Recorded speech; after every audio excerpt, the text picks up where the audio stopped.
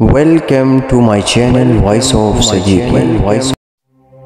اب یہ نوٹ کر لیجئے، ہدایت و ضلالت اس دنیا میں جو مختلف حالت انسان پر طاری ہوتی ہے، یا نعمتوں کی بارش ہو رہی ہے یا تنگی ہے، فقر ہے، احتیاط ہے، دنیاوی حیثیت ہے، وجاہت ہے، یا دنیا میں گمنامی ہے، کسنوی فرصت کے بھیا کس تھی، کوئی آپ کا حال ہی نہیں پوچھ رہا کہ تم ہو کون، تمہارے منہ میں کتنے دانت ہیں، یا یہ کہ دنیا میں اقتدار کی کسی مسند پر انسان بیٹھا ہے، یا یہ کہ کوئی اس کے حاکم اختیار نہیں، یہ تمام جو حالات انسان پر طاری ہوتے ہیں، ان کے جواب میں جو طرز عمل فکری اعتبار سے اور عمل انسان اختیار کرتا ہے، اس کے 4 درجے۔ پہلا درجہ ہے انتہائی گمراہی والدہ ضلالم بعیدہ۔ وہ کیا ہے؟ اگر عزت ہوئی، نعمتیں ملی، فلاں دیوی یا دیوتا کی نگاہ کرم ہے، اس کی کرپا سے یہ ہوگی، اور اگر کوئی تکلیف آ گئی، مصیبت آ گئی، معلوم ہوتا ہے کہ فلاں دیوی یا دیوتا ہم سے ناراض ہو گئے، یہ کالی دیوی کی طرف سے کوئی مصیبت آ گئی ہے، یا یہ کہ یہ لکشمی دیوی کی نگاہ کرم ہے کہ ہمیں دولت مل گئی ہے۔ یہ تو ہے شرک۔ شرک ہونے کے اعتبار سے یہ ہے ضلالم ضلالا بعیدا، انتہائی پستی۔ اس پستی سے اوپر آئیں گے تو توحید کی پہلی منزل ہے۔ عزت دی اللہ نے، اگر کوئی تنگی آ گئی، فقر، تکلیف، کوئی ذلت، رسوائی، یہ بھی اللہ کی طرف سے۔ ایک اعتبار سے کوئی انسان ہدایت پر آ گیا، بڑی گہرائی تھی اس گندگی کی اور اس خباثت کی جو شرک جس کا نام ہے، اس سے انسان نکل آیا نجاست سے۔ توحید تو ہے، لیکن ابھی اس میں اس کی گمراہی کا ایک ایلیمنٹ شامل ہے، اور یہ گمراہی سے جب تک آگے نہیں آئے گا، اوپر نہیں ابھرے گا، اس کا طرز عمل کیا ہوگا کہ ذرا کچھ مل گیا، عزت مل گئی، پھولے نہیں سما رہے، اب زمین پر قدم نہیں ٹک رہے، گردن اکڑ رہی، کہیں محرومی ہو گئی، کوئی تکلیف آ گئی، کوئی مشقت، فقر آ گیا، اب بجھ کر رہ گئے۔ ان دونوں کیفیات میں انسان کا پینڈولم جو ہے وہ ایکسٹریم ہو جائے گا۔ یہ کب ہوگا؟ جبکہ انسان یہ سمجھتا ہے کہ اس دنیا میں جو دولت مل گئی یا عزت مل گئی تو یہ گویا کہ بڑی کوئی قابل فخر ہے، اور اگر یہاں پر کوئی تکلیف آ گئی، کوئی مصیبت آ گئی، فقر و فاقہ آ گیا تو یہ گویا کہ بہت ہی اہانت آمیز سے ہے۔ اگر یہ انسان سمجھے گا تو طرز عمل وہ نکلے گا، نتیجے کے طور پر جو میں بیان کر چکا ہوں، یہ گمراہی ہے۔ اس گمراہی سے نکلیں گے تو آپ کس مقام پر آئے؟ دوسری منزل ہدایت کی کیا ہے؟ نہ یہ عزت ہے نہ یہ ذلت ہے، دونوں حیثیتیں برابر ہیں کہ یہ امتحان ہے۔ اسی لیے ان دونوں آیتوں میں ایک لفظ قدر مشترک ہے، اذا مبتلاہ فَأَمَّا الْإِنسَانُ إِذَا مَا ابْتَلَاهُ رَبُّهُ فَأَكْرَمَهُ وَنَعَّمَهُ۔ یہ بھی ایک ابتلا ہے، آزما رہا ہے اللہ، کبھی وہ دے کر آزماتا ہے، کبھی چھین کر آزماتا ہے، کبھی فقر و فاقہ سے آزماتا ہے، کبھی وہ کثرت دولت اور کثرت مال سے آزماتا ہے، کبھی وہ صحت دے کر آزماتا ہے کہ یہ قوت اور توانائی اور صحت جو میں نے دی ہے یہ اس میں کیا کرتا ہے، کبھی وہ مرض کے ذریعے سے آزماتا ہے کہ صبر کرتا ہے کہ نہیں کرتا۔ ہمارے لیے شکوہ اور شکایت تو اس کی دوال پر نہیں آ جاتی، نالا و شیبل تو نہیں آ جاتا، تکلیف جھیلتا ہے کہ نہیں جھیلتا، اس میں تحمل ہے کہ نہیں، تو صبر کرتا ہے یا شکر کرتا ہے۔ یہ دونوں کیفیات در حقیقت اس اعتبار سے مساوی ہے، یہ بھی امتحان، یہ بھی۔ یہ حقیقت جب سامنے ہوگی، اب وہ پینڈولم جو ہے وہ بہت کم ہوگا، یعنی انسان میں طبعی طور پر تو ایک اثر ہوتا ہے غیر اختیاری، کسی چیونٹی نے کاٹا آپ کے پاؤں پر، آپ اپنا پاؤں ہٹا لیں گے، اس میں کوئی ارادہ نہیں، یہ ریفلیکس ایکشن ہے، غیر اختیاری فعل۔ اس حد تک تو انسان ضرور متاثر ہوتا ہے، اس سے تو کوئی انسان جو ہے وہ بلندر نہیں ہو سکتا۔ حضرت ابراہیم رضی اللہ تعالیٰ عنہ حضور کے مولود فرزند انتقال جب ہو رہا تھا، آپ کی آنکھوں میں آنسو آ گئے۔ اب یہ ایک طبعی اثر ہے، ایک فعل ہے، انفعالی کیفیت ہے جو بالکل طبعی ہے، لیکن یہ نہیں کہ اس کی وجہ سے انسان کی زبان پر کوئی شکوہ آ جائے، کوئی شکایت آ جائے، یہ نہیں ہے، یہ ایمان کے منافی ہے۔ اسی طریقے سے اگر کوئی خوشی ہوئی ہے تو چہرے کے اوپر ایک نکھار آ جائے گا، تبسم آ جائے گا، اس سے ظاہر ہے۔ اس حد تک تو یوں سمجھیے کہ انسان کا طبعی تقاضا ہے۔ اس سے زیادہ یہ پینڈولم اگر سوئنگ کر رہا ہے تو گویا کہ اس حقیقت سے انسان محجوب ہے کہ یہ بھی امتحان ہے، یہ بھی امتحان ہے، جو ہم سورہ حدید میں پڑھ چکے ہیں۔ ما مصاب من مصیبت فی الارض ولا فی انفسکم الا فی کتاب من قبل ان نبراها ان ذلک علی اللہ یسیر لکی لا تعصوا علی ما فاتکم ولا تفرحوا بما آتاکم۔ اللہ تمہیں کچھ دے تو اتراؤ مت، اللہ تم سے کچھ چھین لے تو اس کے اوپر افسوس مت کرو۔ یہ نتیجہ ایمان کا نکلنا چاہیے۔ اگر تمہیں ایمان ہے اللہ پر، اگر تمہیں یقین ہے کہ جو کچھ ہوا ہے اللہ کے اذن کے بغیر نہیں ہوا، اگر تمہیں یقین ہے کہ اللہ نے جو میرے لیے طے کیا ہے اس میں میرے لیے خیر ہی ہے، چاہے فی الحال فی الوقت فوری طور پر مجھے ناگوار محسوس ہو رہی ہے بات، لیکن یقیناً میرے لیے اس میں خیر ہے میرے رب کی طرف سے کہ ہر کے ساتھ یہ ہمارے عین الطاف۔ ہم تو شارٹ سائٹڈ ہیں، ہم دیکھ نہیں سکتے کسی شے کو، ہم اس کے ظاہر کو دیکھ کر گھبرا ہوتے ہیں کہ یہ تو تکلیف آ گئی، کیا پتہ اسی کے پردے میں اللہ کی رحمت آ رہی ہے۔ میں نے وہ کئی سمروفی کے اشارات کو کئی دفعہ سنائے ہیں. وہ وقت آیا کہ ہم کو قدرت ہماری سعی و عمل کا پھل دے. بتا رہی ہے یہ ظلمت شمس کہ صبح نزدیک آ رہی ہے. ابھی ہے کچھ امتحان باقی، فلاکتوں کے نشان باقی. قدم نہ پیچھے ہٹے کہ قسمت ابھی ہمیں آزما رہی ہے. رئیس اہل نظر سے کہہ دو کہ آزمائش سے جی نہ ہارے. جسے سمجھتے ہو آزمائش وہی تو بگڑی بنا رہی ہے. اسی آزمائش سے تو بگڑی بنے گی. اسی سے تو تمہارا خیر جو ہے اجاگر ہوگا، سامنے آئے گا، پتہ چلے گا واٹ از واٹ. ابو بکر میں کتنا یقین اور ایمان تھا، یہ کیسے معلوم ہوگا؟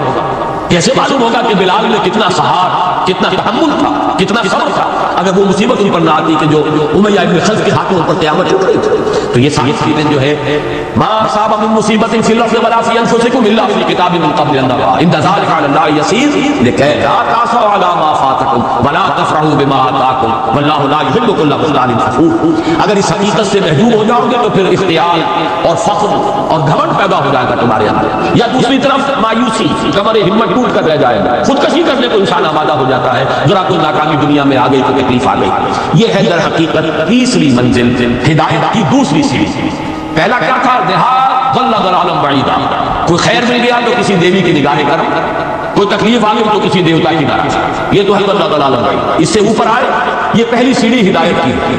عزت ہے تو اللہ کی طرف سے، اور اگر کوئی ذلت ہے، تنگی ہے تو اللہ کی طرف سے. یہ ہدایت کا آغاز ہو گیا. یہ توحید کی بنیادی منزل ہے. اس سے اگلی منزل، یہاں کی ذلت نہیں، یہاں کی عزت ہے. ذالک یوم التغابن، ہار اور جیت کے فیصلے کا دن تو قیامت کا دن ہے. وہاں معلوم ہوگا جس کو اس روز عزت ملی وہ عزت والا ہے، جو اس روز ذلیل ہو گیا وہ عزت والا ہے. یہ تو امتحان ہے، دار الامتحان ہے. خلق الموت والحیات لیبلوکم ایکم احسن عملا. یہ تو دار الامتحان ہے. امتحان ہونے کے ناطے دونوں برابر ہیں. اس سے اوپر ہے چوتھی منزل، ہدایت کی تیسری منزل. وہ کیا ہے؟ عام طور پر انسان یہ سمجھتا ہے کہ یہ جو آزمائش ہے تنگی کی اور فقر و فاقہ کی، یہ سخت آزمائش ہے، اور نعمتوں کی بارش ہو تو یہ آسان آزمائش ہے. یہ بھی ابھی گمراہی کا ایک پرت جو ہے اس کی باقی ہے. ابھی ہدایت کا جو کامل جو ہوگا انکشاف وہ کب ہوگا؟ جب انسان اس حقیقت کو جان دے کہ جہاں وسعت ہو، جہاں کثرت ہو، وہ زیادہ بڑا امتحان ہے، سخت امتحان ہے، بجائے اس کے کہ اگر قلت ہے، کمی ہے، یہ کم تر امتحان ہے، یہ کم بھاری امتحان ہے. کیوں؟ کہ اگر آپ کے پاس کثرت ہے آپ کے اندر غفلت پیدا ہو جائے. کثرت کا لازمی نتیجہ غفلت ہے. اور اگر قلت ہے، بمشکل گزارا ہو رہا ہے تو اللہ یاد رہے گا، راتوں کو بھی گرائے گا. آسائش میں اللہ کو بھول جانا زیادہ ممکن ہے بلکہ متوقع ہے، اور تکلیف میں اللہ کا یاد آنا زیادہ متوقع ہے. اس میں انسان فریاد کرتا ہے، اللہ سے دعا کرتا ہے. تو کون سی چیز نتیجے کے اعتبار سے بہتر ہوئی؟ معلوم ہوا یہ امتحان جسے آپ ہلکا سمجھ گئے ہیں یہ سخت ہے. اگر اصل کامیابی قیامت کی اور آخرت کی ہے تو یہ امتحان زیادہ سخت ہے بنسبت اس امتحان کے. اگرچہ اس امتحان کی بھی ایک آخری شکل ہے جس کے بارے میں حضور نے فرمایا کاد الفقر ان یکون کفرا. لیکن عام حالات میں یہ سمجھ لینا چاہیے کہ یہ بھی امتحان، یہ بھی امتحان ہے. لیکن اگر تنگی ہے اس کے لیے بھی حدیث بڑی پیاری ہے. حضور نے فرمایا ما قل و کفا خیر مما کثر و القى. اگر کم ہو لیکن کفایت ہے، ضرورت پوری ہو گئی. پیٹ کو جتنا درکار تھا جسم اور جان کا رشتہ برقرار رکھنے کے لیے اتنا مل گیا. نہیں کوئی کئی کورسز کے ڈنر کھائے ہیں، نہیں کوئی اس کے اندر جو ہے لذت ہے، لیکن یہ کہ بنیادی ضرورت پوری ہوئی. کسی کے سامنے ہاتھ نہیں پھیلانا پڑا، کسی کے سامنے عزت نفس کو ہتھیلی پر رکھ کر پیش نہیں کرنا پڑا. ما اللہ و کفا، جو کم ہے لیکن کافی. خیر وہ کہیں بہتر ہے اس سے مما کثر و القى، جو ہو تو بہت لیکن اس سے غفلت آ گئی. الہاکم التکاثر، یہ تکاثر کو انسان کو غفلت کے اندر مبتلا کر دینے والی شے. یہ ہے اصل میں کہ جس کے لیے تاریخی اعتبار سے نوٹ کر لیجیے واقعہ امام احمد بن حنبل رحمہ اللہ، ان کی تاریخ کا، ان کی زندگی کا یہ واقعہ بہت ہی سبق آموز ہے. خلق قرآن کے مسئلے پر جب خلافت بنی عباس کے دوران ان پر تشدد ہو رہا تھا، مارا جا رہا تھا، جیل میں تعذیب، پرسیکیوشن، وہ ماری جا رہی تھی جس کے بارے میں آتا ہے کہ اگر ہاتھی کو بھی وہ ماری جاتی تو وہ بھی بلبلا. اس وقت کبھی ان کی آنکھوں میں آنسو نہیں آئے. ایک صبر و ثبات اور استقلال کا پہاڑ تھا، جیل رہا. پھر وہ حکومت تبدیل ہو گئی. اب وہ جو خلیفہ وقت ہے وہ خود اس مسئلے میں ان کے ہم خیال ہیں. اب انہیں جیل سے تو نکال دیا گیا. اس کے بعد ایک وقت آتا ہے کہ دارالخلافہ سے اشرفیوں کی ایک تھیلی لے کر ایک شخص آتا ہے، یہ خلیفہ نے آپ کو ہدیہ بھیجا ہے، نذرانہ. اس پر رو پڑو اور یہ عرض کیا بارگاہ خداوندی میں، پروردگار میں اس آزمائش کے قابل نہیں. یہ آزمائش نہیں سمجھ، یہ سنہری آزمائش، وہ پہلی آزمائش اس کو ریزسٹ کرنا جو ہے، ٹیمپٹیشن کو ریزسٹ کرنا، یہ کہیں مشکل ہے اس پرسیکیوشن اور اس تشدد سے برداشت کرنا۔ تو یہ خاص طور پر یہ نمایاں نشان ذہن میں رکھیے۔ تو ان آیات میں کہ جو نہایت اہم ہے یہ دو آیتیں قرآن مجید کی، بظاہر سوال آتا ہے کہ اس میں حرج کی کون سی بات ہے؟ اللہ تعالیٰ معز ہے، اللہ تعالیٰ مذل ہے، تعز من تشاء وتذل من تشاء بیدک الخیر، یہ سورہ آل عمران میں آیت آئی کہ نہیں آئی؟ لیکن یہ کہ اصل میں یہ چار درجے ذہن میں رہنے چاہیے۔ اگر آسانی ہو، عزت ہو، دولت ہو، فراوانی ہو تو کسی دیوی کی نگاہ کرم یا دیوتا کا کرم، تکلیف ہو، مصیبت ہو تو کسی دیوی یا دیوتا کا اظہار ہو، ناراضگی کا مظہر۔ اس سے اوپر آئے جو عزت دی ہے اللہ نے دی ہے، مجھے اللہ نے باعزت کر دیا دنیا میں، اور یہ ذلت اللہ نے مجھے ذلیل کر دیا، اس کے اعتبار سے یہ ہدایت ہے، توحید تو آ گئی، لیکن ابھی گمراہی کا ایک ایلیمنٹ شامل ہے۔ وہ گمراہی کیا ہے کہ نہ یہاں کی عزت ہے، نہ یہاں کی ذلت ہے۔ وہ جو بھی سردی گرمی اور نرمی سختی، ان تمام کو جو ہے وہ برابر رکھو کہ دونوں جو ہے یہ آزمائش کی کیفیتیں برابر، یہ ہو گئے گویا کہ اس سے ایک درجہ بلند۔ ابھی اگر ذہن میں آپ کے یہ ہے کہ یہ فراوانی اور دنیا میں نعمتوں کی بارش اگر ہو رہی ہو تو اس کو سمجھنا کہ یہ ہلکی آزمائش ہے، اور اگر فقر و فاقہ ہو، تنگی ہو، گمنامی ہو، اور دنیا کے اندر کوئی حیثیت اور اہمیت حاصل نہ ہو تو یہ گویا کہ زیادہ سخت امتحان ہے، تو ابھی گویا کہ گمراہی کا ایک ایلیمنٹ موجود ہے۔